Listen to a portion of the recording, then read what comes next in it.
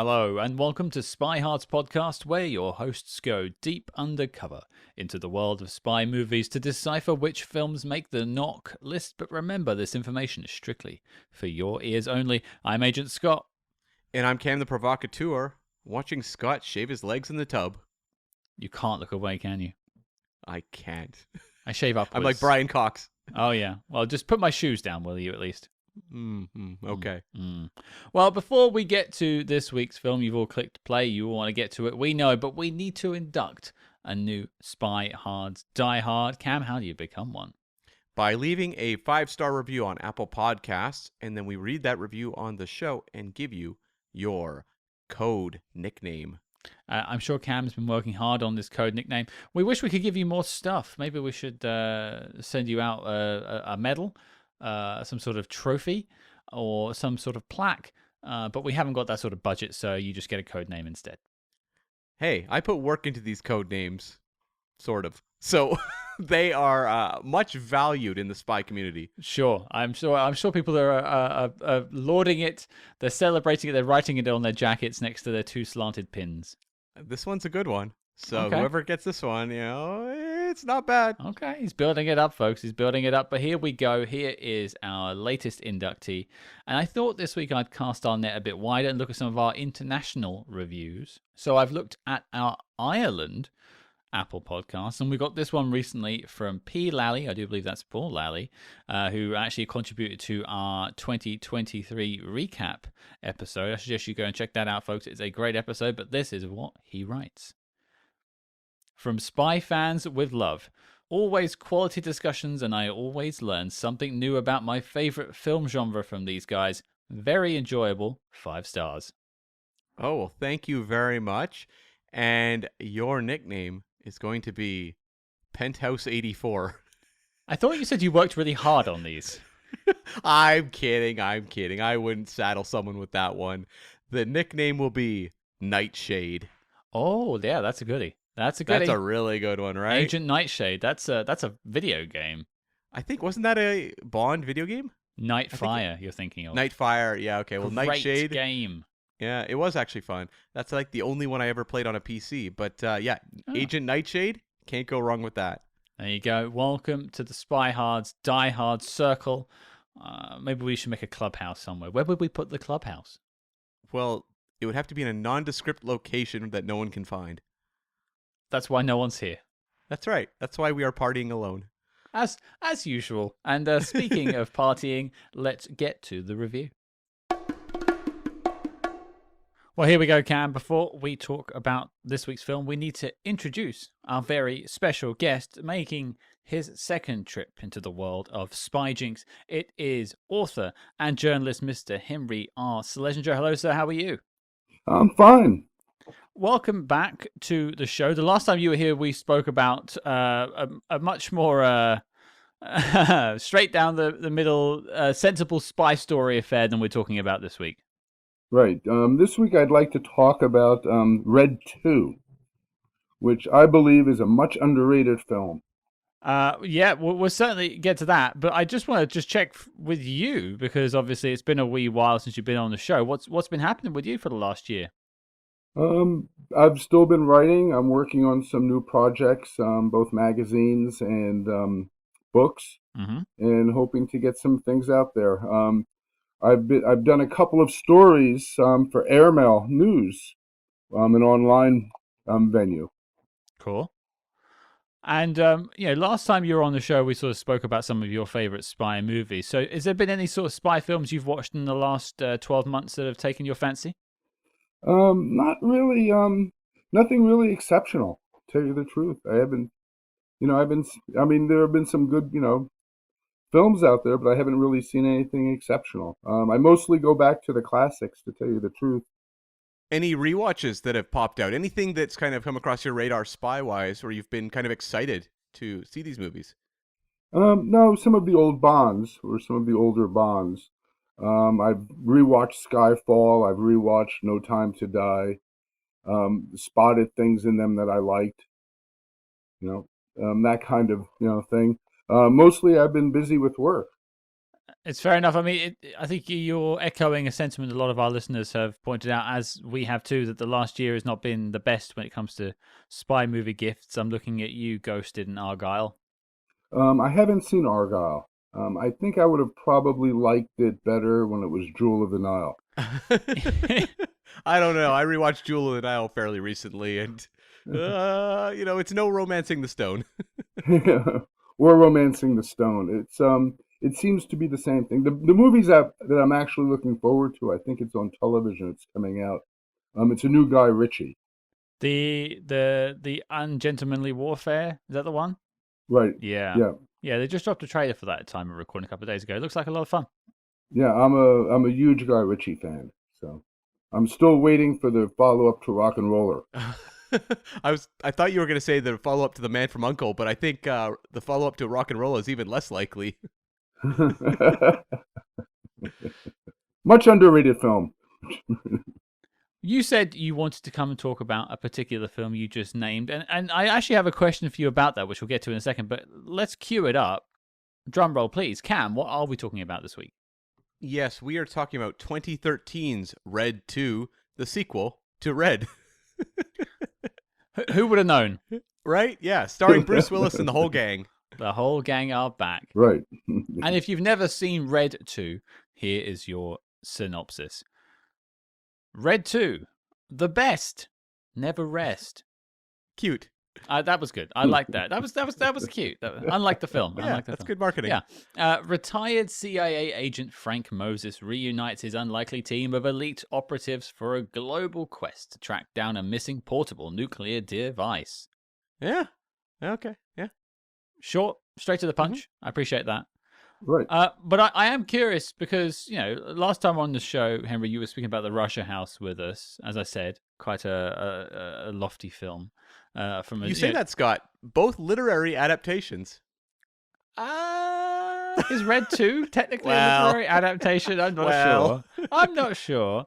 Yeah. But the reason I asked you to jump on this episode and we spoke about it originally is because you sort of put your hand up and said you were a fan of this film. And I was quite curious as to figure out why, which we'll get to what you think about the film in a minute. But I'm just curious as to, why you were sort of on board with this film and why you wanted to speak about it. I like what they did with it. What they do is they take all of the tropes of previous films, all of the tropes of spy films, and they turn them on their head and they play with these tropes. Many of the scenes in Red 2 can be transferred almost directly to a Jack Ryan or a Jason Bourne film. Mm-hmm. You've got car chases, you've got firearms, you've got femme fatales, and they're played straight, except for these comedic interludes, where sometimes there's comedy entered into it, injected into the scene. Yeah, like it has a light touch. It's not going the Austin Powers or Johnny English route. Right. It has a light touch. In preparation for this interview or preparation for the podcast, I was thinking of films that are like that. And I know that I'm going to get hostile feedback for this. I love it. Oh, go on. Go. Run with it. The film that I came up with is Dr. Strangelove. Perfect. I can hear the bombs dropping on us now. Yeah. Slim Pickens is riding in, waving his cowboy hat in the air. Right. What they do is they take a serious subject and they inject humor into it. You could spend an afternoon and rewrite Strangelove as a serious drama, mm-hmm. taking out the jokes and taking out Terry Southern's pie fight, which was later taken out anyway. Yeah. You could spend the same afternoon or a different afternoon rewriting Red 2 as a serious spy movie, just taking out the jokes. And that's what makes it great, because it's played straight. It's not played broadly. The spy stuff is played straight. There's a quote. I don't know if you guys are familiar with Spike Jonze, the composer, the band leader. Not the director, the 1940s band leader. Okay. He made comedy recordings. Did he work on Looney Tunes? Yes, he did. Okay. Yeah, that's why it was connecting in my brain. Yeah. Right, and he made some propaganda movies. One was an anti-Nazi movie, which became very famous. But his son later said that what his father did wasn't easy. That if you take out a C sharp note and put a pistol shot in, the pistol shot has to be C sharp or it's not funny. Mm. And that's what Red 2 does. The one thing that they play on that's very interesting is the femme fatale scene, or the relationship scene. In most spy movies, relationships are kind of tossed aside. Talking about them is tossed aside. It's a, kiss, kiss, bang, bang kind of thing. Mm-hmm. In Red 2 and the other Red movie, relationships are harped on. There's all of this self-help book kind of, advice that Frank Moses is given from different corners. That plays very well, is inserted very well into the movie. Mm-hmm. Well, I suppose before we dive too deep into Red 2, then I'm curious about your original sort of Red connection. Were you a fan of the franchise when it first launched? Did you read the graphic novel? Actually, I suppose is maybe a better way of getting into it. I've glanced at the graphic novel since then, Mm-hmm. and I think that Red is a good movie. I think that they really get their feet. They really, get going in Red 2. I think it's a superior movie. Unfortunate, but you have to watch the first one, or you have to have some knowledge of the background, to really enjoy it. Sure. Okay. So it's a good double feature, Red and then Red 2. Okay. So you were on board from the start. So you've sort of followed this Red train, as it were, through to two Right. films. I mean, I already established I sort of saw these around the time they came out. I don't think I actually saw Red 2 until it came out on like home video. I don't think I was running to theaters to go and see Red 2. Cam? I am in the exact same boat because I did go to theaters to see Red 1, Mm-hmm. and my memory was like I walked out of the first Red being like, oh, that was pretty enjoyable. But for whatever reason, by the time Red 2 rolled around, I just was like, meh, I'm okay. And so I rented it at home or watched it on, streaming or something like that. I don't even remember how I saw it, but I also remember when I did see Red 2 that I was just kind of like indifferent. Mm. And my memories of the first one, which weren't spectacular when we went back to revisit it for the Christmas episode we did, Yeah. were still much better than my memories of Red 2. Huh. Okay. Yeah. I'm going to hold my cards close to my chest with Red 2. I'm going to wait until we get to the review part of it. But what I am curious about before we get any further into discussion on Red 2 and what we think of it is how we even got a sequel in the first place. Because from what I remember, the first one did okay, but it didn't do gangbusters. So how did we end up with a sequel, Cam? It actually did quite well because the Okay. first Red did just a hair under 200 million worldwide on a relatively low budget of 58 million. So this is coming out of Summit, which is a company that makes kind of lower budgeted movies. They made the Twilight films, which were obviously huge phenomenons. So they were looking for franchises. And they were making other movies like that. I think Drive Angry was an attempt also at kind of sparking something that didn't really work out. Mm-hmm. But it was like how to make kind of affordable franchise stuff that could pull in audiences. And so the first Red was for them a triumph. And it was like, okay, we can expand upon this. And the first Red came out October 2010. They announced in January 2011 that Red 2 was happening. So they were very quick off the success of Red to be like, no, round 2 right away. They weren't seeing any stop signs. It was all go. Oh, perfect, Scott. And so they brought back the screenwriters John and Eric Hober, who had written the first film, and they'd gotten their start in the late 90s doing a Tarantino riff called Montana, and then had done, some things that maybe weren't so great, like the 2019 Whiteout comic book adaptation, but are guys who have since then gone on and done things like the Meg films, My Spy, and Transformers Rise of the Beasts, just like studio go-to guys who know how to work in kind of that franchise world. Sure. And again, they were basing this very, very, very loosely off the graphic novel by Warren Ellis and Cully Hamner that was a DC Wildstorm graphic novel series, much more stripped down, and really only, when we look at the first film, there's a few little connective points, mostly just character names. Mm-hmm. For Red 2, we are just looking at the barest of character names. Which has happened a few times with these sort of pop culture translations from novels and graphic novels and things like that. I'm trying to think of anything off the top of my head, but the Bournes are a pretty good example, to be fair. A lot of the stories from the Bourne books are not actually featured in any of the films. Yeah. There's no Jackal, for instance. Well, yeah, and exactly. And also when you look at some of those, The Spy Who Loved Me, there's a great example, right? Yeah. So that owes more to the movie You Only Live Twice than the book. This is why the Richard Chamberlain 80s Bourne identity is a supreme identity. There's no other Bourne in my world. Ah. And so the idea was to shoot Red 2, like immediately after Bruce Willis finished Die Hard 5, or as it would later be called, A Good Day to Die Hard. Terrific title. Terrific title. You got to give it that. I don't know which one I prefer out of those two films. And I was looking for a reason why the director of the first Red, Robert Schwenke, didn't come back. I couldn't find anything. Maybe he just wasn't interested in a sequel. Who knows? But it doesn't seem like it was ever a case of him being interested and then being forced out. It just, I don't know. Maybe he's not a sequel guy. So they went to Dean Parisot, who was a Connecticut-born director, won a 1988 Oscar for Best Live Action Short for his second ever short, The Appointments of Dennis Jennings. And he'd co-written and directed that film. It starred Stephen Wright, who was a comedian, very popular comedian, actually. He was the one who had the very deadpan voice. He's heard actually doing the radio segments in Reservoir Dogs. That is not ringing any bells to me. Okay, well. I'm sorry, but listeners, I'm sure, are like, hey, Scott, you're an idiot, as usual. I don't know that he necessarily traveled across the pond. Like, Stephen Wright was very well known over on these shores, but I don't know.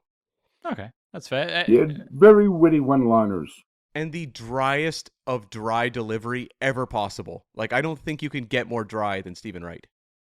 Is it? It's interesting because I mean, the films that you named, the projects you named, I didn't ring any bells in my head. But is there anything else on his CV that you could say might prompt my memory? Oh yes, yes, there is, Scott. So he basically closed out the 80s and moved into the 90s directing television. Worked on shows like Reading Rainbow, Get a Life, and Northern Exposure. And then in 1993, co-directed an anthology film called Two Mics Don't Make a Right. I'd never even heard of this. And he co-directed it with Michael Moore and Mike Leigh, the director of such classics as like Topsy-Turvy and Secrets and Lies. I was like, what is this movie? It has like a 2.9 on IMDb. I don't think anyone has ever watched this or liked it, but I was fascinated just to imagine those three people working together. I can't picture that set. Mostly because I have no idea who this guy is. So that's definitely why I can't picture that set. Oh, you do know who he is, Scott. You know this director very, very well. Oh. You've had several experiences with his work. Oh. So he moves into the late 90s. This is where he kind of makes his dent in Hollywood. He makes the Drew Barrymore film Home Fries. And that one was a modest hit. He follows that up with 1999's Galaxy Quest. Oh. Scott's eyes widen. Uh-oh. A film I've seen far too many times. Yeah, and Galaxy Quest, obviously not a big hit at the time, but has since become a huge cult classic. And Scott, you and I have watched it now twice at the Las Vegas Star Trek convention together. Yeah, once by the pool. Yeah, that's right. Not in the pool, but by the pool. No, I was in the pool. Were you in the pool that time? I was. I was in the pool for 2009, the Star Trek 2009. No one else was. I was like, come in. Everyone's like, no, why are you in the pool, Scott? Yeah, so Galaxy Quest is a real hallmark on his filmography. Okay. And he does a lot of TV. He does like the pilot for the TV show Monk, for example. Yeah. In terms of movies, he did the Jim Carrey Fun with Dick and Jane remake. And this, he pretty much rolled into after doing a string of TV jobs. Mm-hmm. Going forward, he really just works in TV. His last theatrical film was Bill and Ted Face the Music, which was released during the pandemic, but was a fun, follow-up to those original Bill and Ted films. That was a nice nostalgia trip of a film. Yeah, totally. I think it got lost in the sort of COVID shuffle, unfortunately. It probably would have found more fans if it had come out like a normal film in cinemas. I mean, I'm sure its box office is like $500,000 because, it was released during the kind of the worst period of the pandemic. Mm-hmm. I watched it at home when it hit streaming. Same. They did I think they did a day and date for like $19.99, and I waited till the price dropped a bit and watched it. I think originally it was actually meant to be released here on paid VOD, and then it was pulled, so you had to wait a while in the UK, and then eventually I watched it when I think it's on like Netflix now. Yeah, it's readily available now, but initially they were trying to find a way to make it economically, lucrative. I just can't get over the fact the guy that made Galaxy Quest also made this film, because I love Galaxy Quest. Oh, geez, Scott, you're really tipping your hand here. So, also in the trades, an interesting thing was that Anthony Hopkins was announced as the villain in headlines in the trades. Okay, so the twist was spoiled. That's right. That's right. It's a little bit like the Argyle twist that was completely given away early on in the trades. I love and that. then people picked up on it later. Mm-hmm. Yeah. If you didn't know, folks, by the way, the whole Argyle twist, I'm not going to spoil that for you because if you haven't seen the film, but there's a big twist midway through the film. And they were like, hashtag don't let the cat out of the bag, all that sort of stuff. But if you go back a couple of years, there's a tweet from Variety saying X to play villain in new spy film from Matthew Vaughn. I was like, oh, it's been there the whole time, hidden in plain sight. Yeah, they completely just spoiled the entire thing in that Variety story. It's kind of amazing. And they did the same thing here. And apparently Anthony Hopkins was actually kind of up in the air. They had to figure out a way to work him around Thor the Dark World. Now, as I recall, in Thor the Dark World, his character's in a coma for most of the movie, so I suspect it wasn't that hard. I mean, I spent most of this film in the same position. Oh, Scott, jeez, this is cold. It's like a drive-by shooting going on here. Let me, there's a nice Easter egg. Maybe that will get your attention for Red 2. Okay. Go on. There's a throwaway scene in which Helen Mirren, playing Victoria, feigns madness. Yeah. To get into the psychiatric ward. And she pretends to be Elizabeth at first. And she's got the red hair and all of that. And at one point she screams, "Get me Cecil," which seems to come out of nowhere, except if you study spy history. And Cecil was William Cecil, her advisor and sometimes spy master. Now, Scott, that one jumped out to you, obviously. I can tell from your expression. It's all of my notes. It's Cecil notes. That's all I have to say. Yeah. Cecil hearts. Welcome aboard, folks. But she does a great Aunt Mad Elizabeth, I guess. Give her that. I've got good things to say about this film. Don't get me wrong. I've just got some bad things to say too. I thought when you said Easter eggs, you were going to mention the Steven Berkoff cameo. Now that got my attention for about 5 seconds.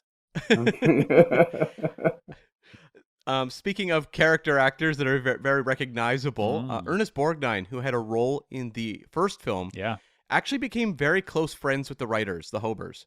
And they would hang out, they would go to lunch, and Ernest Borgnine really wanted to come back for Red 2 and said, can I have an action scene in this movie?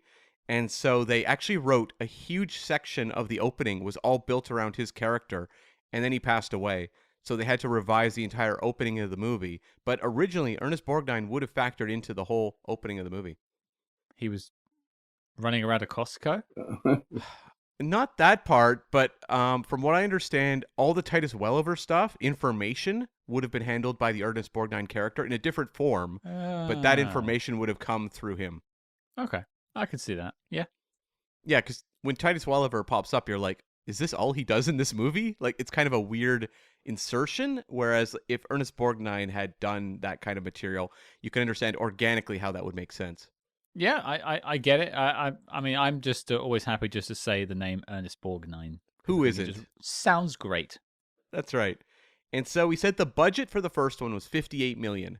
The budget for Red 2 was $84 million, so there was a boost, and I suspect that was actually getting a lot of the cast back and having to pay for sequel pay. So $84 million. Domestically, it did $53.3 million, so not great. The first one did $90.3, so it was $40 million less in North America. International was similar. It did $94.8 international as compared to $108.6 international for the first, for a worldwide total of $148.1 million for Red 2. So that's, again, 148.1. The first one did 199. So it was basically a $50 million drop-off for Red 2. And you want growth from your films, not a reduction. So I imagine some people in offices at least saw this as a failure. Well, if you go and watch interviews for Red 2, which I did watch several, it's not even a secret that they want to make Red 3. Everyone is basically like, yeah, we're making Red 3. There will be a Red 3. And the fact that everyone was so gung-ho about it, it's very telling that you then look at that box office and it makes a little bit of sense as to why there was no Red 3. Yeah, because I could definitely see a Red 3 coming out in 2015, 2016. Yep, and I'll get to that in a second. So Red 2 landed at number 52 for the year between the Keanu Reeves film 47 Ronin, which I don't think anyone remembers, and the Jessica Chastain film Mama, which was pretty well regarded at the time. I've never seen it, but it was a horror film. The top 3 for the year, number 1 was Frozen, number 2 was Iron Man 3, and number 3 was Despicable Me 2, a movie that we may cover on Spy Hards one day. No. No. And as I mentioned, Red 3. So before they even released Red 2, Summit announced that the Hobers would be writing Red 3, and they would be starting in January 2014. So just a few months really after Red 2 was coming out. And that obviously just kind of trailed off. Nothing was ever spoken about since. They did announce in 2015 that NBC would be making a TV series based around Red from the same writers, the Hobers. And that also was a very quiet, just kind of dissipation into the air. Great word. Thank you. It does look as if the cast is having fun, Bruno and the rest of them. Yeah, and when you go and watch interviews, it seems like people had fun. It's tough, honestly, to Google interviews for this because there was a very uncomfortable Bruce Willis interview that came out of the Red 2 circuit. And if you Google now Red 2 interview, you just get that for like blanketed across the internet. It was one that now we maybe look at a little differently, that Bruce Willis may not have been in necessarily the best of straits that day. Right. But it was a interview with a British journalist, and it's at the time was labeled as Bruce rude to journalist, and that just became like clickbait. But it's now just like pasted across the entire history of Red 2 interviews when you Google it. That's a damn shame. Yeah. And just lastly, we like to talk about awards sometimes. Red 2 was nominated for the 2014 People's Choice Award for Favorite Thriller Movie. And I am going to name the other nominees, and let's see if you guys can guess the winner of the People's Choice Award. Can you get inside the mind of the people? Often not. So we got Red 2. We've got A Good Day to Die Hard, The Call, which was a Halle Berry thriller from the time, if you've forgotten it. White House Down, the White House thriller that Roland Emmerich made. Yeah. And Now You See Me, the magic thriller. Wait. Now You See Me. It didn't have a colon, the magic thriller afterwards, did it? You added that, right? I added that. I was going to say. I added that. That's descriptive. It's an alternate title I do not want in my life. The magic thriller? I don't know. Now You See Me, the magic thriller is a better title than Now You See Me 2. Oh, don't get me started on that train. Okay, so we're going to figure out who was the best thriller of 2013. Who did the people champion? I would say, just an aside, not a great year for thrillers. Not from the list you just said. Henry, I want to hear from you first. I'm going to go with the magic thriller. Now You See Me.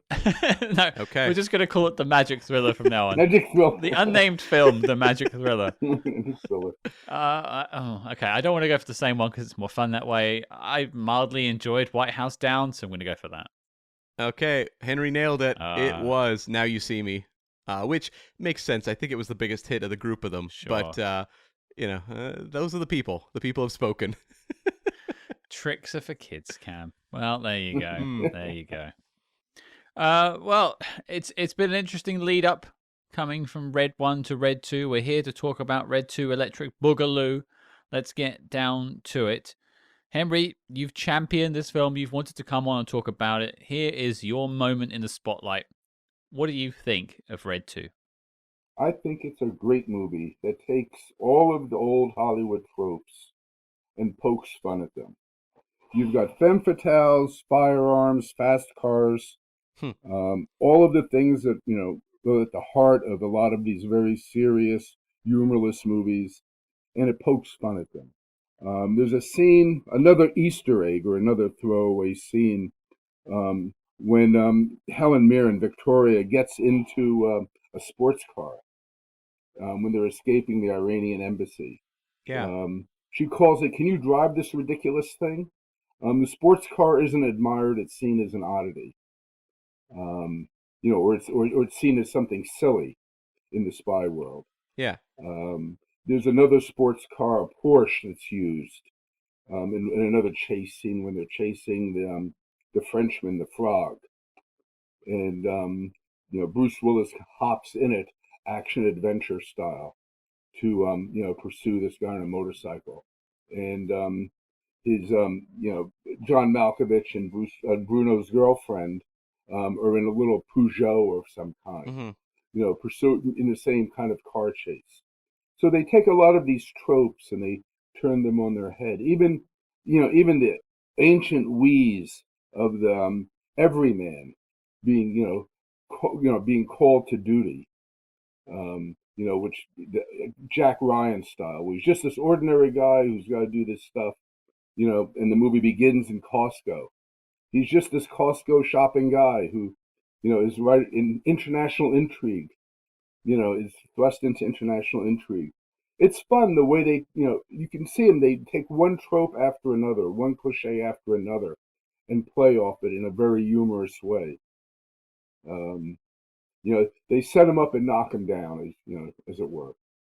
Yeah, and actually, when you were saying an Easter egg, also the whole Bruce Willis getting into the car as the car spins around and he jumps inside is actually a reversal of a moment from the first Red. So it's kind of an Easter egg for fans of that franchise as well, in that Bruce Willis jumps out of the car in the first one and jumps into the car in the second one. So I thought that was actually a fun little moment too.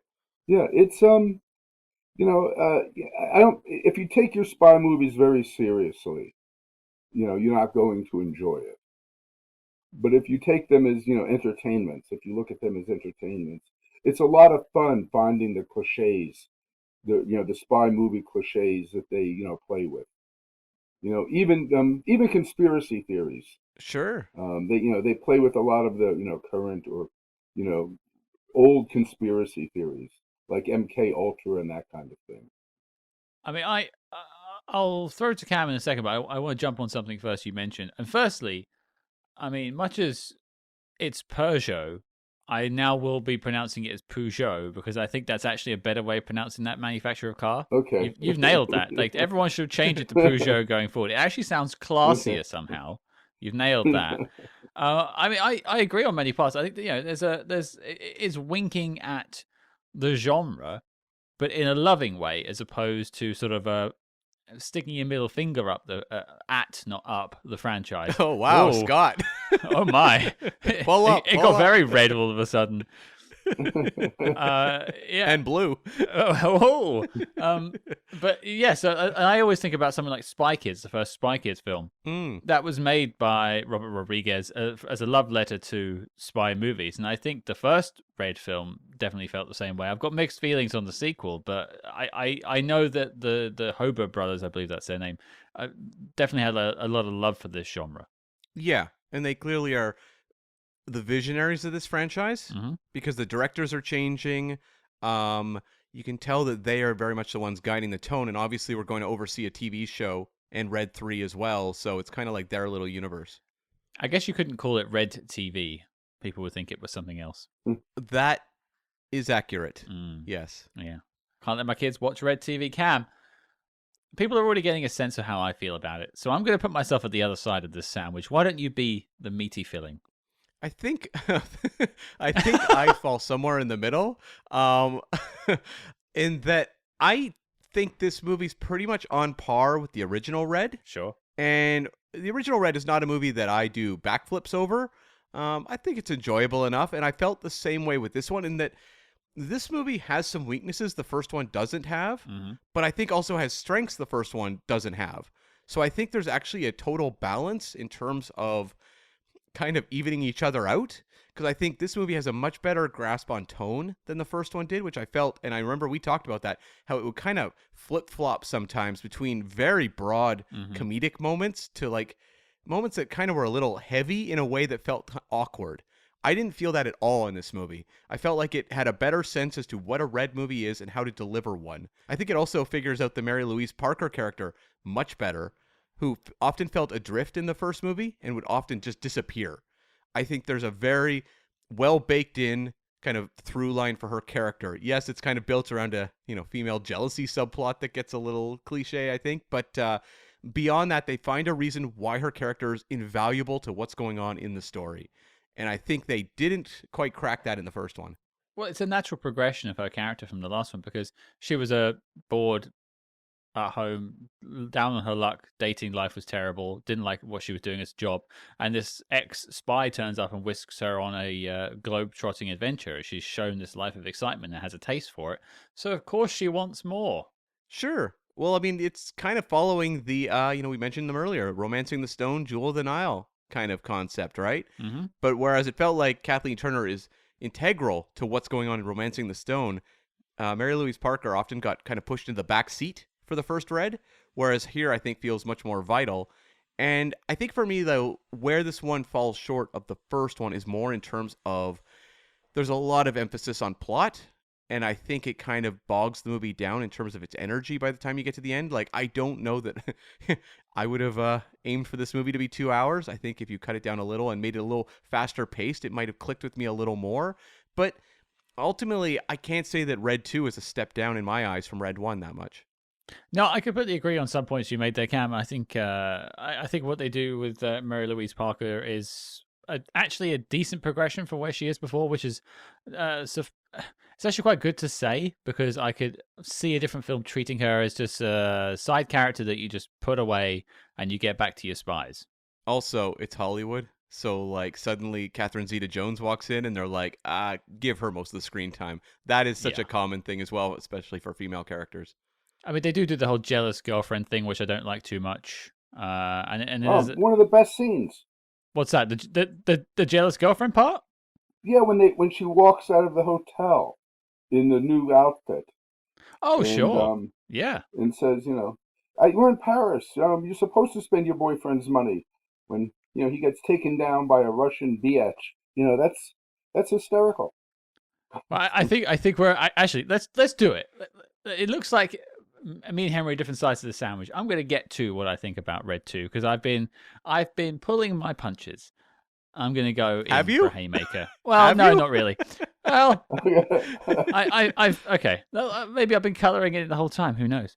I found it really hard to care about this sequel. I felt like they had nothing to say.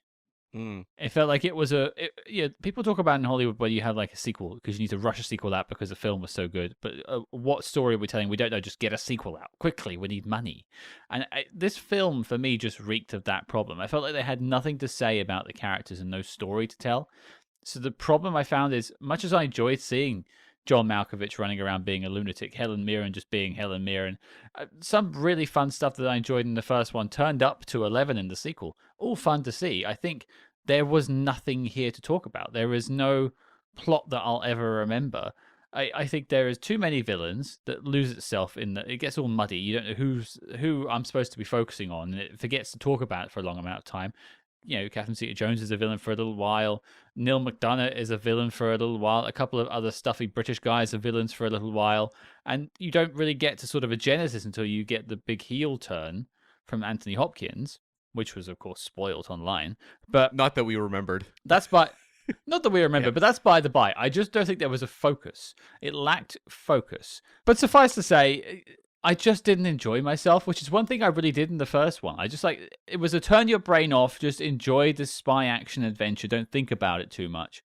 And so I was just there watching the sort of sequences and enjoying the characters. And this film has characters that I enjoy. It has a couple of action sequences that I enjoy, but I just don't think it's like a part two to the first story. It doesn't have anything to add to it. It's like a epilogue to the first film. There are no new ideas here, and I just was really disappointed. I think that's part of its charm. It's a very generic spy plot. Yeah. Put that on the DVD case. No, the spy plot is very generic. And Yeah? and that gives the actors a little room to play in, or that gives the screenwriters a little room to play in. Exploring these tropes, turning the cliches on their head. You don't have to think too much about the plot. Sure. You're not worried about whether the nuclear device is going to go off, and that kind of thing. but it's just fun to watch these,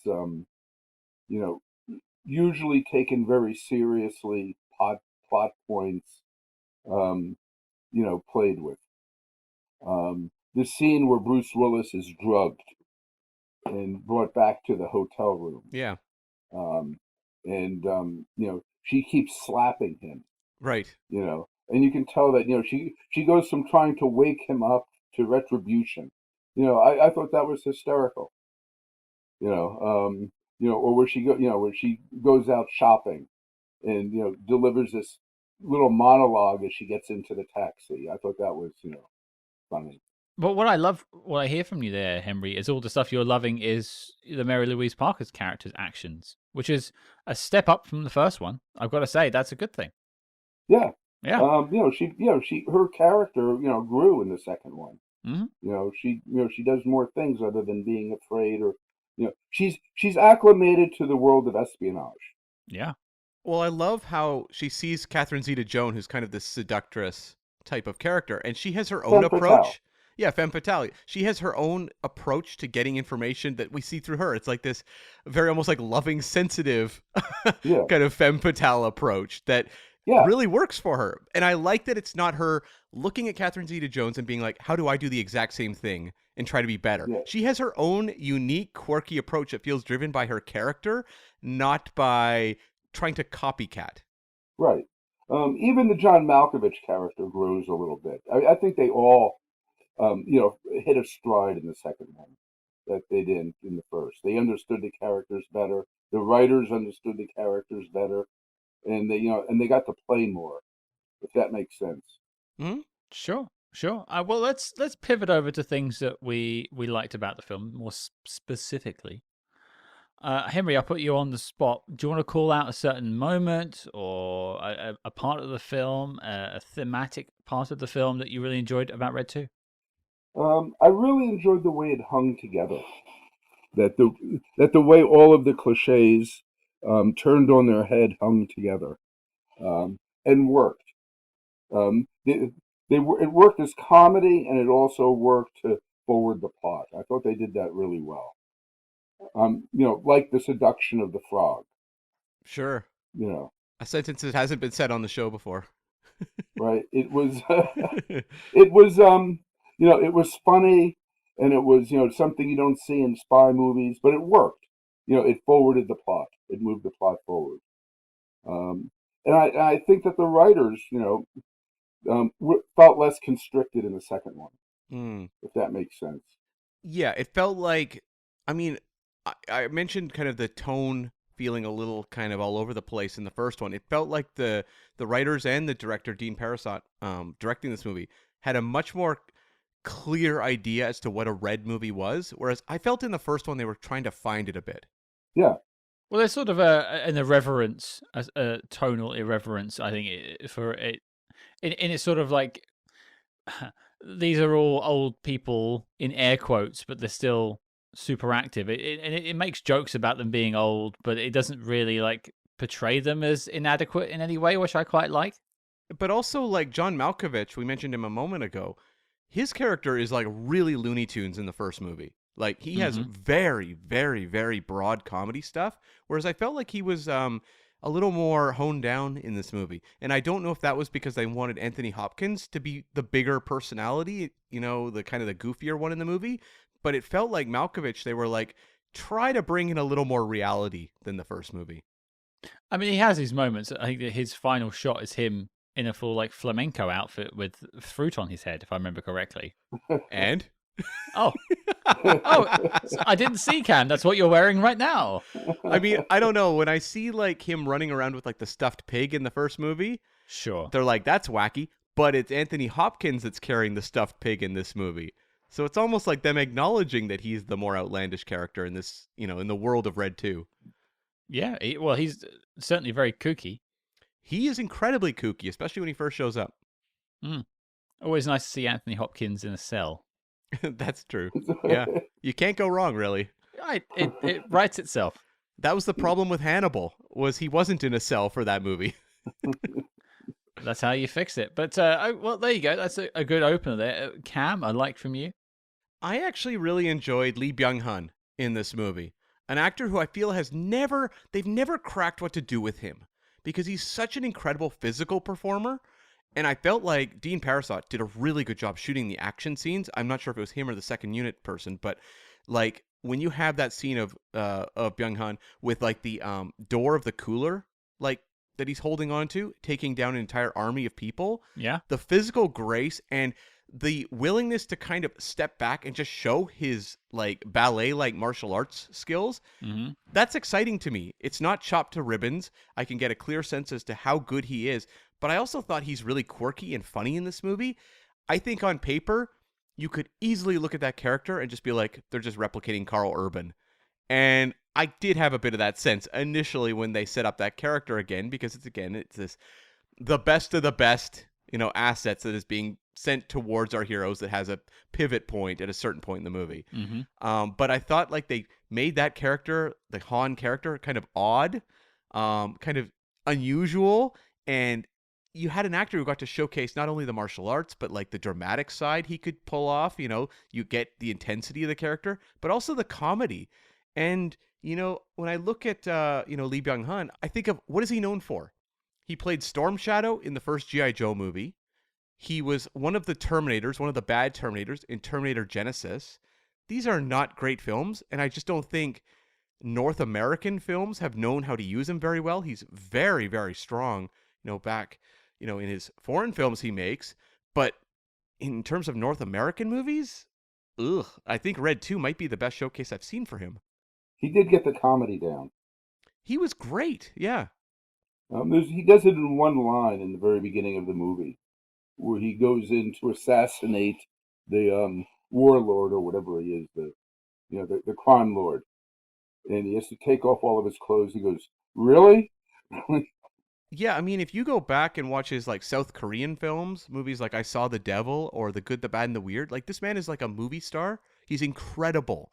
And I just think he's been so underserved in American films. And I'm not saying Red 2 is the one he should be carving on his, necessarily career achievement award when he gets to the end of it. But like, it's nice to see people who recognize his value on screen as opposed to kind of just give him a one-note action role. Do you think he was imitating Jackie Chan Um, in some of the martial arts scenes? Like do you mean like using the everyday objects and everything like that? Yeah. In as much as I think he's trying to work in some comedic moments, like comedic beats, that's something Jackie Chan very much specializes in. It's not all brutality or just aggressive martial arts. It's like kind of walking that line between action and comedy. I would say there are some little moments there, yeah. I do agree about the sort of Han character. I do have one issue. I'm going to rain on your parade a little bit there, Cam, if you don't mind. Go for it. Rain away. I am Gene Kelly dancing under it. You're going to need to. He specifies that actually, Bruce Willis specifies that he was teaching him during the Cold War. Now, the actor that you're talking about, I did some quick math. And don't get me wrong, I only got a C in maths in school, but Lee Byung-hun was born in 1970. So if he was active during the Cold War, which ended around the late 80s, he was doing it as an underage soldier or a conscript of some sort, perhaps, but I don't think the timelines add up. I'm willing to add a couple years to his age, if it works. Okay. All right. Apparently, I've got a bee in my bonnet about this film. I'm just like, I'm poo-pooing everyone today. I am raining on parades. I'm a parade rainer. The number of movies we've seen where it's like aging action stars playing like 40-year-olds, and we're like, it's fine. But you're really calling this one out.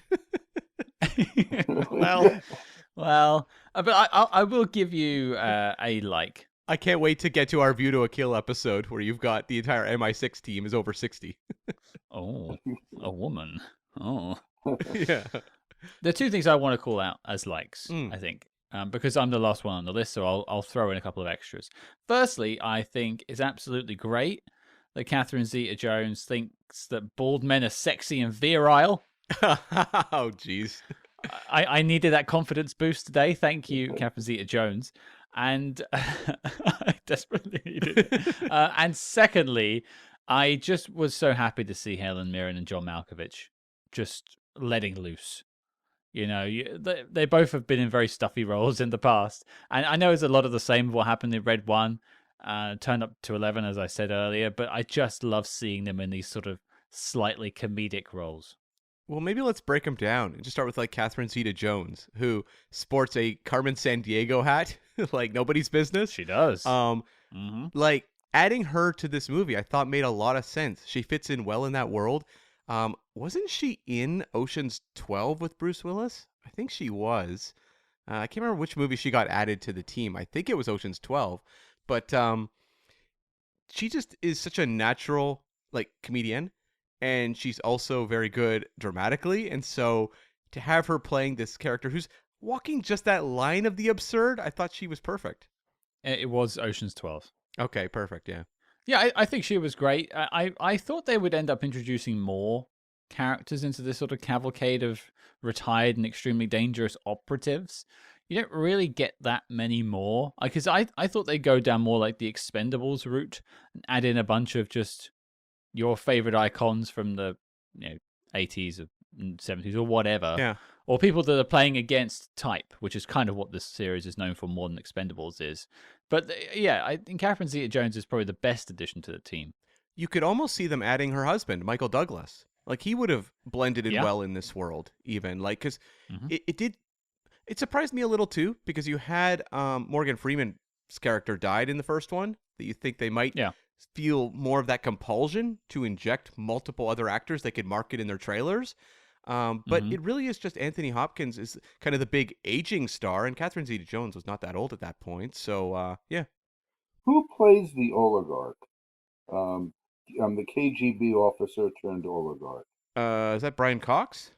I don't know. He didn't have very many scenes, but he was just terrific. Are we talking about the guy who has a built-in foot fetish? Yes. That would be Mr. Brian Cox. Okay. Headline for the episode: Brian Cox, foot fetish found. Quentin Tarantino, secret director? ? Well, he was such a fun part of the first movie because you had the romantic connection with him and Helen Mirren.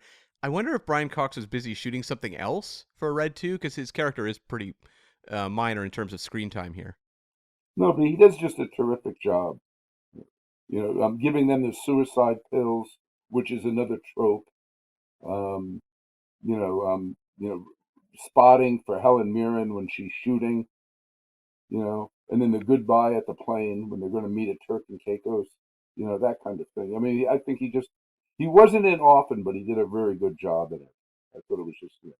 Has Brian Cox ever been bad? I mean, he was amazing as like the host of 007 Road to a Million. And if ever there's a job you could phone in, it's that one. You're not wrong. And I'm a big fan of Succession, the recent series that ended. Great show. Check it out, folks, if you haven't already. But I will answer your question, Cam, about what he was doing in the year this came out. And it was a very busy year for Brian Cox. He released the following things in 2013. Okay. When it comes to TV, you have the following. You have 6 episodes of Bob's Servant Independent, whatever that is. 5 episodes of M.I. High. You have 1 episode of Tombed. 3 episodes of Shetland. Okay. 2 TV movies, 1 An Adventure in Space and Time and The Curse of Edgar, and then 5 feature films. What? 5 feature films. Red 2, Blumenthal, Believe, Mindscape, and Her. Okay, Her is great, and the rest of those movies, Red 2 obviously we're talking about, but the rest of those movies are not exactly ones that made a real blip on the old radar. I just think he was taking any job going, and he's like, yeah, I'll do it. Yeah, it was like his Michael Caine phase. Yeah. Well, he hadn't had Succession yet. He was building to his comeback. Yeah. Coming off that Rise of the Planet of the Apes high, too. And now he's doing a real sort of Dakota Johnson in Madam Web and signing up to the 007 series thinking it was a movie. Yeah. No kidding. We interrupt this program to bring you a special report. Red Alert Spy Hards, we are shaking things up over on the Patreon page. That's right, we are launching an exclusive new show where we tackle the exploits of the small screen's greatest secret agents, like Jack Bauer, George Smiley, and beyond. And don't forget, every month you also get 2 Agents in the Field episodes where we decode the adventures of your favorite spy actors in their biggest non-spy movies. But Cam, tell the people what we have coming up next. Scott and I are going to be switching identities because we are going to tackle the 1997 John Woo action extravaganza Face Off, starring John Travolta and Nicolas Cage. We're ready for the big ride, baby. So don't get left out in the cold. Help support your favorite spy movie podcast and join the circus at patreon.com/spyhards. But before this message self-destructs, let's get back to the spy jinx. Well, let's be the Da Vincis of death and talk a little bit about the bad side of Red 2. Dislikes, there's got to be something out there, Henry. Let us know. Something you didn't quite like about Red 2. I didn't like that Morgan Freeman wasn't in it. You could have done it. You could have had that whole bait and switch and he survived somehow. Yeah. And I really thought that some of the ancillary characters could have had more time. Yeah, I felt that way as well. I wonder how much of that was just scheduling, of like getting these actors in for a couple days to make them all work, because a lot of these people were busy. And yeah, I just wonder how much. I mean, I don't know that Red 2 has as much clout as if you're making, I don't know, the latest James Cameron film for locking down people's schedules. And so it felt like some of them were kind of just, shoot their material in a couple weeks or whatever and get them out of there. And I thought they could have done more in Russia, to tell you the truth. More in Moscow. It felt like they were barely there. I think a lot of it was set-based or green-screened in. There was a couple of shots of like Bruce Willis and Mary-Louise Parker walking that felt very much like it was just green screen background in. They shot a plate and then just put it on behind them. Well, they never went to Moscow. They shot in London and Paris. So those locations, they were there. And then most of it was done in Quebec, in Canada. So they were using a lot of fakery there. Even some of the London scenes were done in Quebec. Quebec? Really? The St. Petersburg of Canada. Well, all the U.S. locations, I think, are in Quebec. Ah, okay. Yeah. Fair enough. Yeah. I've never been to Quebec. I hear it's lovely. Actually, that's not true. I did have a stopover for about an hour and a half when I was flying, so I guess I have been in Quebec. And you were like, wow, this looks just like Russia. I went and I ordered a Montreal smoked sandwich, and that was that. What a story. I'm glad we all got that from Cam. I'm here to deliver every week, folks. Just like Red 2.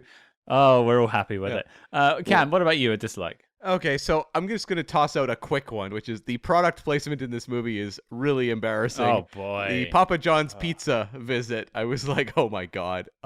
Sure thing. And yeah, and then there's the Pringles moment. The Pringles one, at least, is a little more fun because it's actually a spy tactic. It's worked into this, it's actually a plot element in a way. Yeah, so I can overlook that one, but the Papa John stuff was pretty embarrassing. But that's not my major dislike. I think for me it is that plot focus where we are expected to spend so much time kind of following the Anthony Hopkins plot, and to me, and it's cool that Henry, it works for you. For me, where I found it frustrating was we'd set up, and Scott mentioned this earlier, multiple villains. We had Neal McDonough as this murderous government asset. We've got Lee Byung-hun's character Han.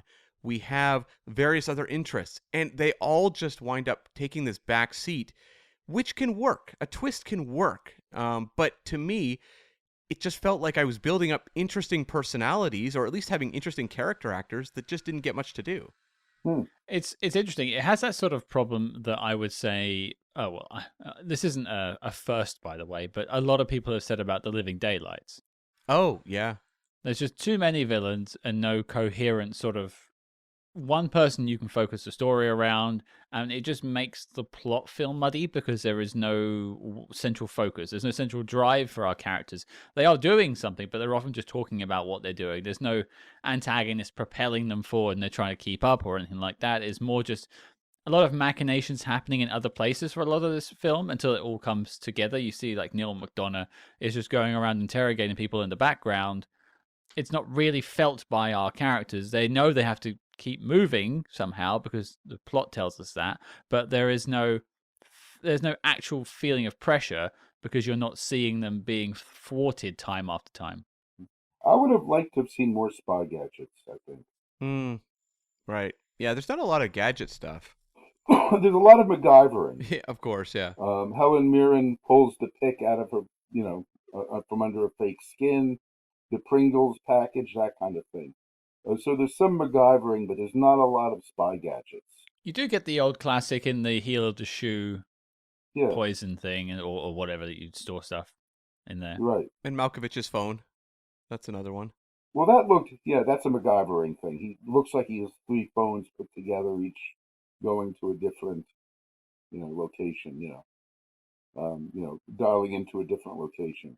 Right. And I want to just bounce back to McDonough's character for a second, because, like, he's set up as, like, kind of an interesting character, where it's someone who has this sort of government, like, okayed ability to do whatever he wants. Like an oversight to just do a carte blanche, a license to kill, if you will. Yeah, like, he murders a general, like, at the Pentagon. And so, like, that's kind of interesting to me. And the way they have him as, like, this very, very deadly adversary, I thought was interesting. And I get they want to subvert that, because you have Anthony Hopkins revealed as the true monster who has this red mercury, or whatever, this untraceable red mercury bomb. But you have the moment where Anthony Hopkins releases the nerve agent and kills, like, a whole bunch of these people who've been players in the movie as antagonists. But he keeps Neal McDonough alive. And you're like, this is going to pay off big. And I never felt like the reason for keeping him alive paid off in an interesting way. So I then was like, oh, not only did I feel cheated initially when I thought that was how Neal McDonough went out, then we really didn't do anything with him after that either. That I found frustrating. I think that he's another trope, though. The rogue CIA agent or the rogue intelligence officer. Again, that's another trope. That they play with. I feel like, though, when you have the asset that Lee Byung-hun plays, like, that is a total trope. That is the Bourne asset character we've seen a billion times. But they're like, how do we play with that? How do we make him kind of quirky and neurotic and odd? And that works. Whereas, like, Neal McDonough, I don't know that they ever find a twist on that type of trope where I go, oh, that's clever. Well, he feels like he's in a bit of a different film. I mean, whenever I see Neal McDonough, and I've got some long-standing issues with the guy, not personally, he doesn't know who I am. I'm not banned from near his neighborhood. No, not at all. And I'll leave those to us. If you want to ask me about those, feel free to write us an email. But he feels like he's in a film with Eric Roberts. That sort of film, that sort of B, maybe a C movie, really low-budget sort of schlock. And his story never really seems to tie in for me, and so he's just dispatched by Anthony Hopkins. I'm kind of glad in a way, but there is a nugget of interesting, like you say, Cam. Like, he does kill that guy in the Pentagon.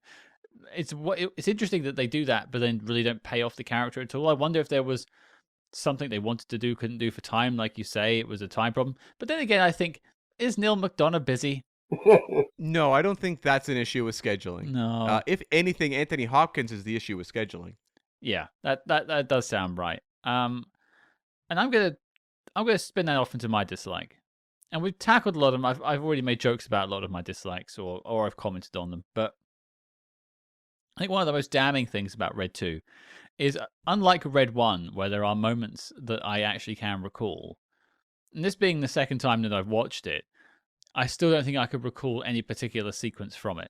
I don't think it has a memorable standout moment. The first film's got Bruce Willis coming out of the car. You've got John Malkovich running around with an RPG, or him with, like, the bomb on his chest, like the massive clock looks like his MC, whatever that is. But this one didn't seem to have those moments for me that, like you'd say, trailer worthy almost. Helen Mirren shooting 2 guns in a sports car. Set to Lincoln Park. Was it Lincoln Park? I thought I recognized that hook. Yeah, it was. Yeah. Oh wow, Helen Mirren. Lincoln Park fan, not a sentence I thought I'd ever say. I was like bursting out laughing. I'm like, this is the most like 2013 thing I think you could ever do. What I've done is make a bad film. Well, if that's your standout moment, then I sit corrected. But I'd be interested to hear what you all think at home. Is there standout moments? Am I missing it? Am I not connecting to it? I don't know. But for me, I feel like it's just one of those sequels that's made to make a sequel, and there wasn't a lot of heart. I'm trying to think of those sequences, because I do think the finale with Anthony Hopkins is pretty underwhelming. But I guess it's like the martial arts stuff with Lee Byung-hun works for me, but also like the fight he has with Bruce Willis, I thought was really well done and engaging. At the airbase. Yeah, at the airbase. That worked for me. I don't know, like, is there that many memorable big set pieces in the first Red that jump out to me? Other than, you said the car scene. I don't... The fight at the docks with the RPG is a bit where they shoot the RPGs at each other and it blows up in the middle. That's the other bit that I said that sort of jumps out to me. Yeah. And then you've got like Helen Mirren and that whole like in the gala ball where she's firing a chain gun and stuff, and that's quite fun.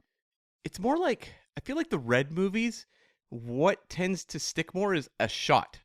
So it's Helen Mirren standing at an RP or at like a Gatling gun or whatever it was. Mm-hmm. It's like that shot of the RPGs hitting. Is it just Helen Mirren? Helen Mirren firing two guns is what Henry said. You mentioned the chain gun. Is it just Helen Mirren? Is that what we love? It is. And I think there was, especially at this point in time, there was a novelty to Helen Mirren, classy actress, Oscar winner for The Queen, showing up at a Gatling gun, or in this movie, standing behind, a sniper rifle. Like, there was something about that was so easy to market and people thought was so much fun. And I don't know that connects the same way now in the wake of the Fast and Furious movies and also, the Shazam 2 stuff. So, like, I don't know that is something that is seen as particularly novel now, but at the time, it was really fun. Are you saying once you've stood next to Vin Diesel, you become uncool? She's the only actress I think I've ever seen generate chemistry with Vin Diesel. There is actual sexual chemistry there. You are very right. There's more sexual chemistry between Vin Diesel and Helen Mirren than there is between Bruce Willis and Mary-Louise Parker. It's like the whole audience was sweating at the end of that scene.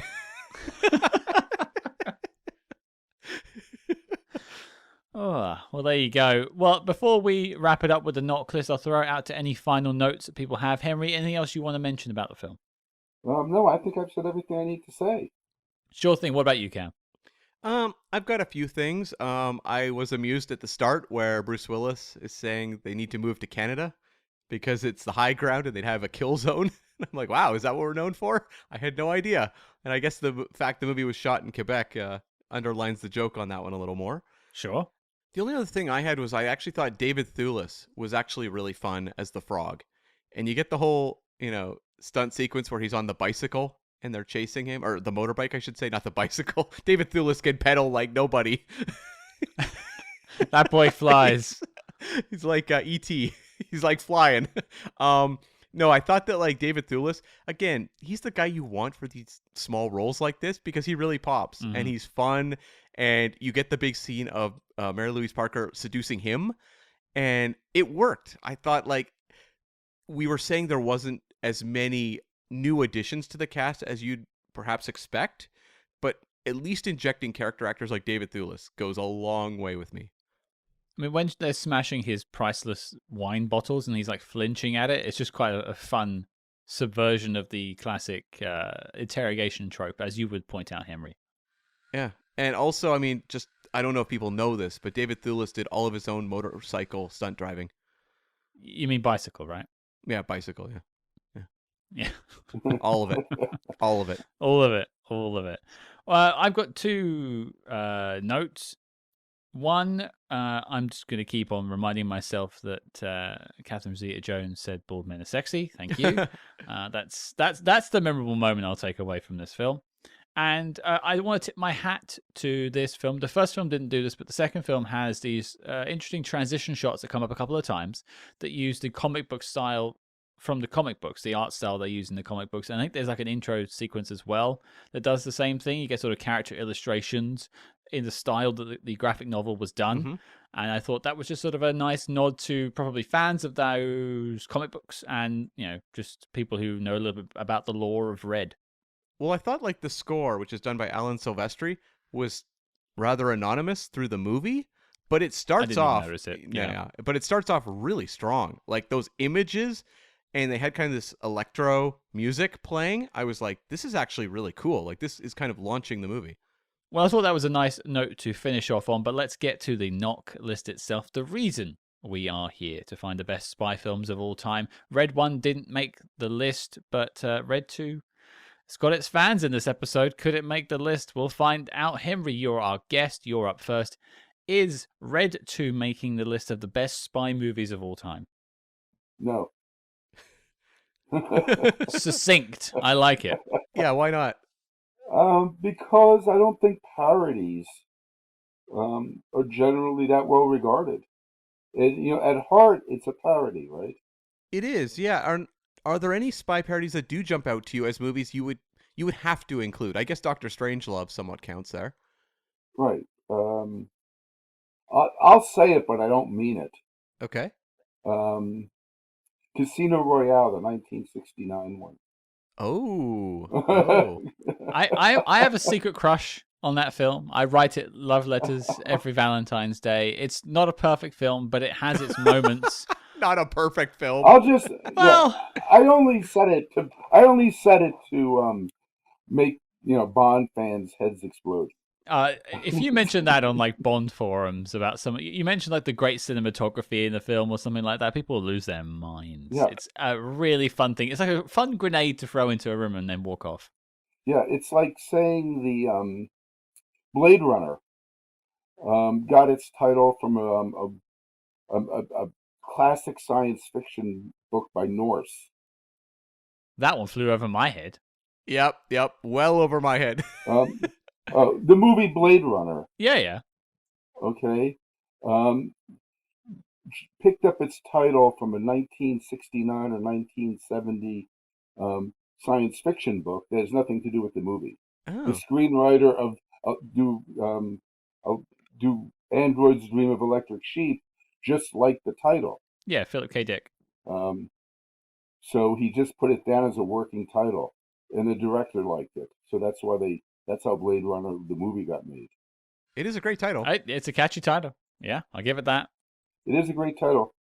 Now, who was contracted to write the screenplay for the original Blade Runner?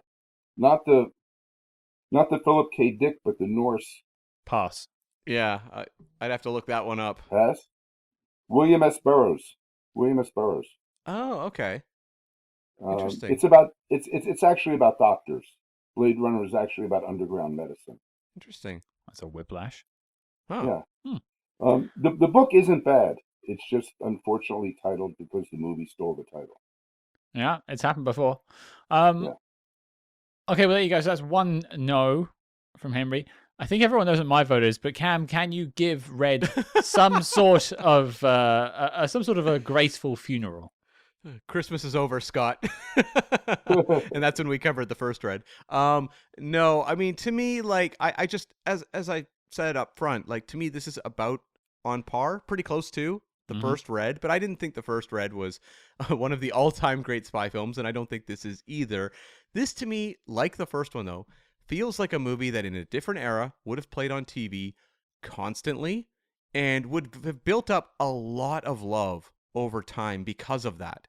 And I don't know that kind of love, other than, obviously Henry's a big fan of the series, but I don't know that Red has the reputation it might have had it been made, 15, 20 years earlier. No, I see what you mean. It could sort of go into that cult film box a little bit. Not maybe not a cult film, but something like an 80s film that just gets played on television a lot. I could see it having that audience if it came out at the right time. Like a canon film or something like that. Roadhouse? Yeah, Roadhouse is a great example, yeah. Because there's so many movies that became really popular because of television. And I look at, if you wanted to show Star Wars on TV, that's expensive. But if you wanted to license Overboard back in the day, which was a box office underperformer, no problem. And Overboard is like a absolutely beloved, although now problematic, romantic comedy from the 1980s because of heavy TV rotation. And I think something like Red 1 and 2 would have had that kind of level of popularity. I think they're enjoyable enough that they're breezy, that they would make really good afternoon watches. But when we're looking at the knock list, we're tending to look for the ones that belong in the pantheon of the all-time greats, and I don't think the Red movies measure up. But I can see that they would have especially value in a different era, but they do have their own value as it is. Okay, well, that's 2 no's, so my vote means nothing, but you all know what it is. It's a big, fat no. No from me. It's an unfocused film. in my book. I feel like it probably could have just, I don't know, ruminated a bit longer. It could have just gone through a couple of more script checks and filtered down a bit more, and you might have had something interesting there. But I don't think they had a story to tell. I think they just wanted to have these characters in spy situations again because the last time it was interesting. But that first time was based on a plot from a book, so they had something to go off of. This is just... Well, Lucy. I mean, the whole him being pulled back in was kind of the premise of the book too. So that they went yes and from there. This felt like it didn't have that starting point, and so they just kind of guessed their way through just the regular spy tropes that we see in a lot of the films that we cover more frequently in the last couple of decades, I'd say. But yeah, still moments to enjoy, bits to like in the film, but I think it's a step down from the first one. I'd recommend if people were going to watch a Red film, I'd say stick to the first one. Well, question for the room. Should there have been a Red 3? Henry? I'm going to say it would depend on the writing. Yeah. But it looks to me, between the two of them, and I'll disagree a little bit, that if you're going to watch one, you should, if you're going to watch one, you should watch both of them. But it looked to me as if they took it as far as they could. They took this exploring the tropes, espionage tropes, as far as they could. Yeah, it's almost like you'd want to wait another, I don't know, 15, 20 years until more tropes have popped up in a different generation of spy movie storytelling and then poke fun at those versus having 3 movies come out very quickly, one after another. Right. I can't think of a single espionage cliche that they didn't explode. Everything from the femme fatales to the fast cars to the exotic weaponry. It looks like they've pretty much covered all their bases. Yeah, Cold War intrigue, yeah. Yeah. Well, there you go. 3 no's. Red 2 is not making the knock list. The dossier on the film is complete and filed as classified. Thank you all for listening to our discussion, and thank you to our guest, Henry. Thank you for coming on the show. Thanks for having me. This is always a good time. It's a pleasure, as always, to have you on the show. And we mentioned up front, you're a writer. You've got a few books on sale. Where can people find more from you online? Pick up your books. Amazon. Okay. They're all there up on Amazon. From Spycraft, which I've co-written, to the Spy Sites of New York, Spy Sites of Washington, Spy Sites of Philadelphia, and then Honey Trapped. Well, we'll have links in the show notes below, and more online yourself. Where can you be found? Places like Twitter. Where can people find you? On Twitter, I'm at Spies Vespers. If people can figure out the joke behind the handle, I'd be very impressed. I'll leave that there because I want people to have a think about it, and they can come find you on Twitter /X/ whatever you call it these days, and let you know if they find it. But yeah, Henry, it's been an absolute pleasure having you on the show once again. Okay, thanks so much, guys. And your passion for Red 2 is very much appreciated. I might be the only one. We'll find out. There you go, folks. That was our chat about Red 2, and I guess that wraps up the Red saga franchise? Duology? Well, I guess stay tuned for the inevitable reboot at some point further down the road, but yeah. Red Boot? Red Boot, yeah. Maybe at some point in the future there is another installment or iteration of Red, but we'll find out. Well, people are getting older every day, so I guess there are always more candidates for Red films. Yeah, like you watch. It's going to be Timothy Chalamet starring in Red 3. I thought you were going to say Timothy Dalton. I'd be like, I would watch that. No, Timothy Chalamet, so it'll be like 40 years down the road. It'll just be the cast of Dune 2. You'll see Austin Butler, Florence Pugh, Zendaya. They're the new cast of Red. I guess they'd just call it Red again, wouldn't they? Yeah, they're like, we're too old for this shit. Re-Red, yeah. But the question as always goes to you, Cam. What are we talking about next week? Yes, we actually mentioned Jackie Chan earlier in this episode, and we are going to look at one of his spy entries. There's actually quite a few. It's embarrassing it's taken us this long to get around to Mr. Chan, but we are going to look at 1996's Jackie Chan's First Strike, or also known as First Strike, or Police Story 4. It's got a few titles there, but it's a movie that was released in theaters in North America, so it does have an imprint over on this side of the pond. And I'm very much looking forward to talking about Jackie Chan and his work.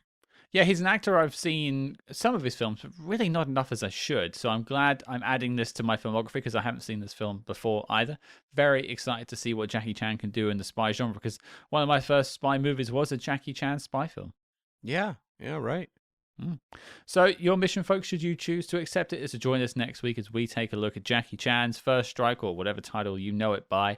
And if you like what you heard on this episode, please consider joining us over on our Patreon page. Over 50 bonus episodes available now, looking at lots of different films throughout the years from your favorite spy actors, not just spy films over there, but we also look at spy TV shows as well. So if you want an extra dose of spy jinx in your podcast player, that's the place to get it. Patreon.com/spyhards. And if you don't already, make sure you're following us discreetly as always on social media at Spyhards. That's SPYHARDS on Facebook, Twitter, or X, or whatever you'd like to call it, and Instagram, of course.